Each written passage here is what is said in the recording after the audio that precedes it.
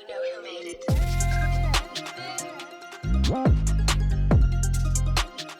So hi there everyone and welcome back to the See Me Be Me podcast. My name is Blair Henry and in this episode we're continuing our conversation with Harold Brako, who is the finance litigation and disputes partner at Adelshaw Goddard. In last week's podcast, Harold and I discussed empowering diversity in the legal sector. You can watch part one on the See Me Be Me YouTube and Spotify, but right now let's get straight into part two. Now, next area I wanted to touch upon, Harold, is your experience working in Africa and the Middle East. Mm. So, could you describe your role within Adelshaw Goddard's Africa Business Group, and then Yeah. your experiences working in areas like Africa and the Middle East? Yeah. So I I've always wanted to take advantage of my heritage. And my brother, entertainingly, having moved here as a youngster, and then qualified and worked here, then moved back to Ghana. So he left and went back because again he didn't like the cold. Um, and I thought, he's gone back to Ghana and he's forged another career for himself, and he worked in politics. He actually worked for one of the ministers in Ghana, and I thought it would be mad not to use my brother and his connections to actually get some work back here and do some good work that comes out of Africa here. And that's what the Addershaw's Africa group is about. There's a group of us, and we all have different countries. So Nick Ashcroft, who's a fellow litigation partner here, is actually today going out to Nairobi. And he'll go out and we'll talk to people and build networks there, and co-counsel with them on jobs. In our case, it's litigation that Yeah, potentially they wouldn't be able to do because the contracts involved are English contracts and English jurisdiction. And my footprint is Ghana and Nigeria because that's where I have the best connections. Um, so yeah, I mean it's great, and what's also really empowering is the very first trip I did to Ghana and Nigeria as part of the Africa Business Group yeah, was incredible because I hadn't realised the the strength and value of deals that are coming out of West Africa. These are, you know, uh, 100 million pound deals that are going wow, on. The litigation, one of the biggest cases I did a couple of years ago was for one of my Ghanaian clients that is an energy company who were involved in a $17 million litigation in the High Court.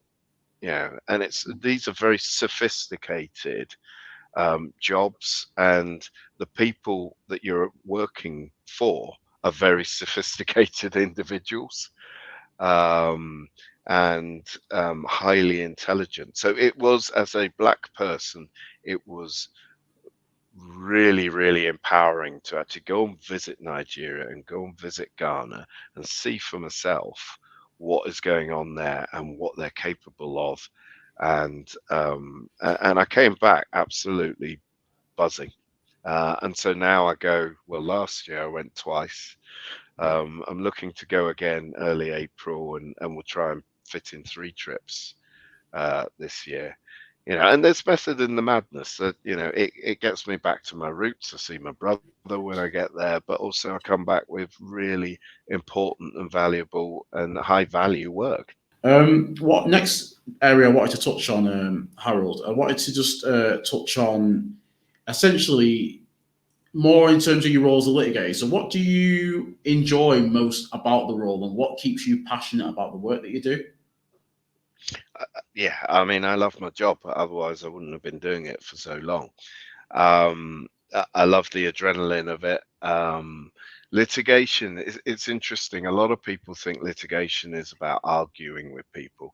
Sometimes it is, Yeah, but actually, it's about working out how to resolve things. yeah, Hence why we're called dispute resolution.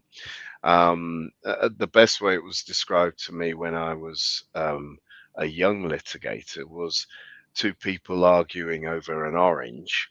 And so the easiest solution is to cut it in half. But actually, when you dig into the issue, what one person wants is the skin to make jam, and the other person wants the actual inside to make something else. And that's what dispute resolution is about, is making things, distilling things down to a point that is, we can actually come out with a solution. And sometimes that solution is to fight and get what's yours back. um, but yeah, I love doing all of that. I love the adrenaline of doing it.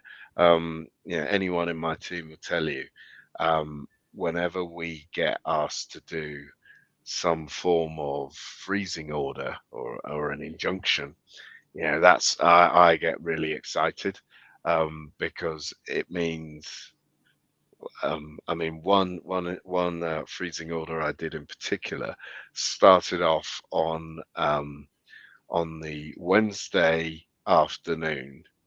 Um, and then by Thursday, I had worked through the entire day, including the night.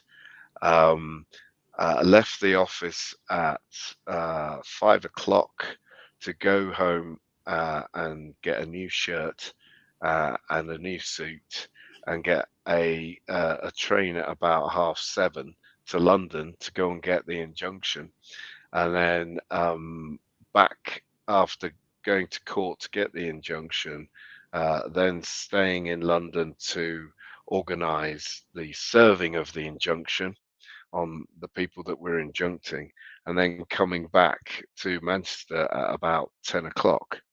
Um, and most people would think that's their idea of hell. I loved it. I just, I love that sort of adrenaline, and you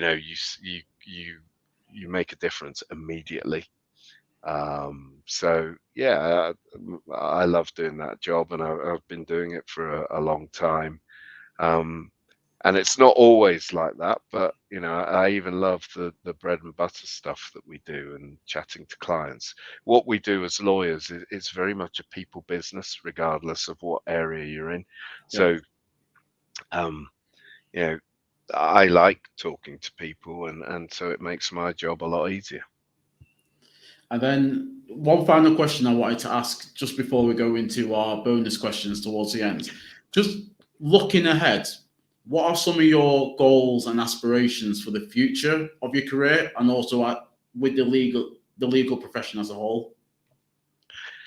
That's a difficult one, because I go back to one of the comments I made earlier, which is everyone should have a plan, and I've never had one. um, my plan was to marry well, and not have to do anything. And I did marry well because my wife's a lawyer as well. But she beat me to it, and she sort of pushed me to the forefront and said, "Right, you carry on. I'm going to retire." So yeah, no, I would always say to everyone, have a plan. I don't have a plan. I've been office head. That will come to an end soon. But I do, as I mentioned before, I do have other hats that I wear. Being on the board, being on the international board at AG, being one of them, which is really important.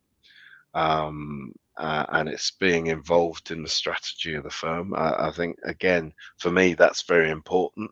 Being um, part of the leadership team that help shape where the firm goes.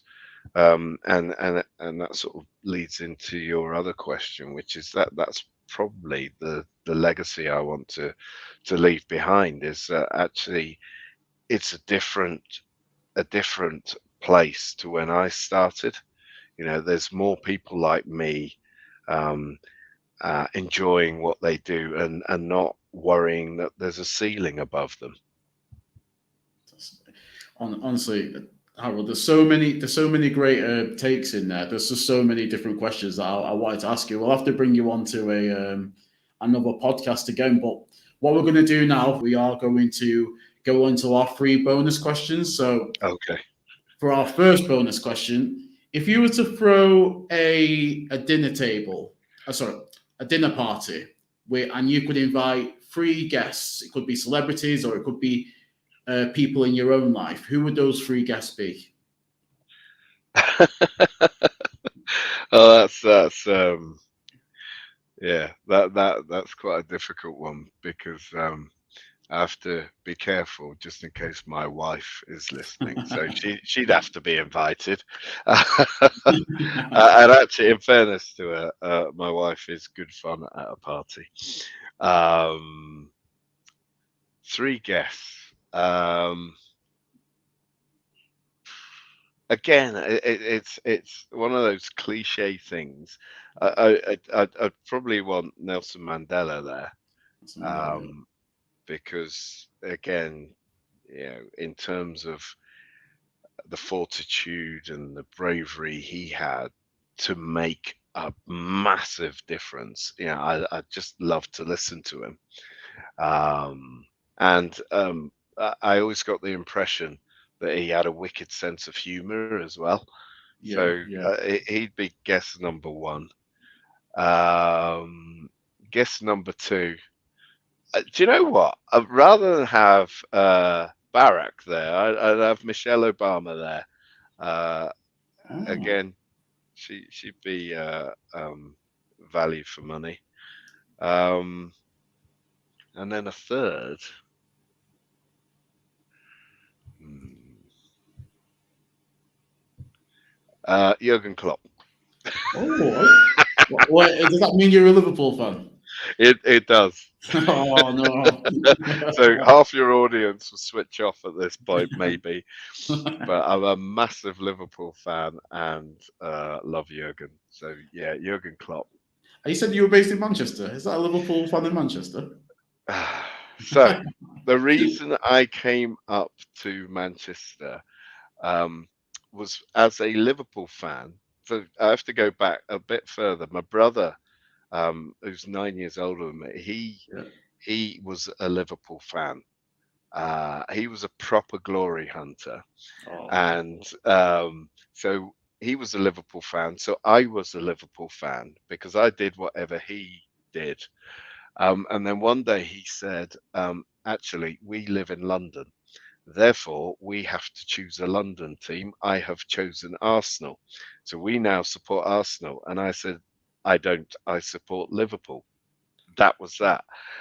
He still supports Arsenal. Um, so when I was choosing universities, I wanted to be. I knew nothing about the North at all.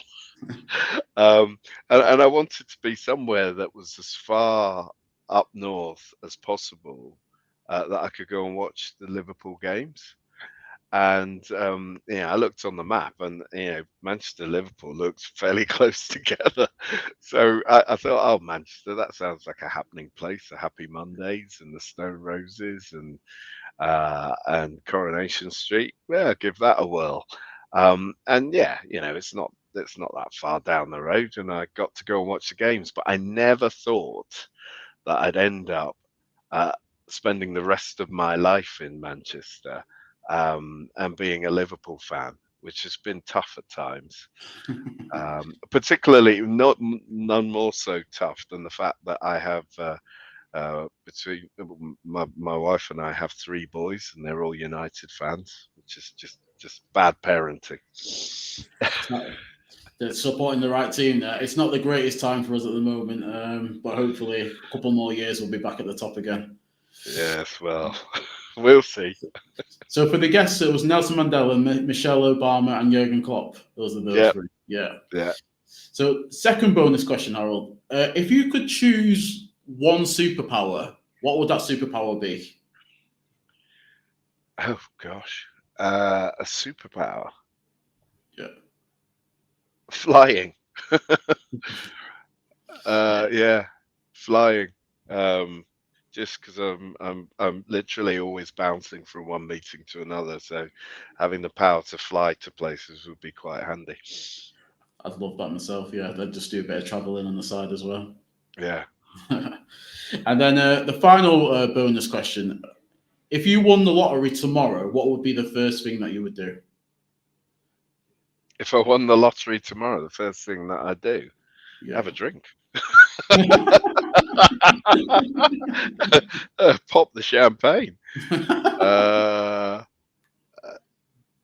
I don't know. It's the honest answer. I don't know. And jokingly have debated this with my wife because I have said, well, of course I'd give up work. And she always looks at me and nods and says, absolutely not. She shakes her head and says, there is no way that you would give up work. It doesn't matter how much you won on the lottery. You just love it too much. Um, so I don't know is the answer, but I'd love to be in that position. So Blair, if you can fix it for me. No, honestly, Harold, really enjoyed speaking to you today. And so, this part of the podcast, we'll throw it over to yourself. So, this is now your chance to tell our guests if they want to, let's say, follow you on your journey. Just this is your chance to plug in either your social medias or your website. So, the floor is now yours, Harold. Yeah, I'd love to plug my social media, except I'm an old man and I don't have one. Yeah, The closest I have to social media is LinkedIn. yeah, I'm on LinkedIn. I'm not that active on LinkedIn, but I'm on yeah. it. Um, uh, yeah, if you Google me, you'll find various links to, things that I've talked at, panel events I've been on. Yeah. Obviously, you can look me up on Adelshaw Goddard's website. And generally, if you email me, I tend to respond, although, um, as I say, I'm time poor, so it may take time to respond to people. But, if anyone wants to follow me, the best place to do it is on LinkedIn.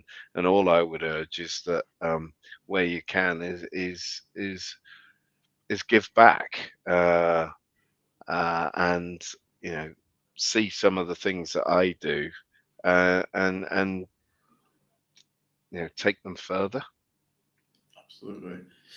Oh, honestly, I've really and once again really enjoyed the chat today, Harold. And we will have to look at bringing you back on for a part two podcast. Maybe it's 6 months or a year's time, because as I say, there are still so many questions that I wanted to ask you just about the whole your whole experience and whatnot, and some of the challenges that you would have faced in your career as well. But Yeah, we can save that for part two.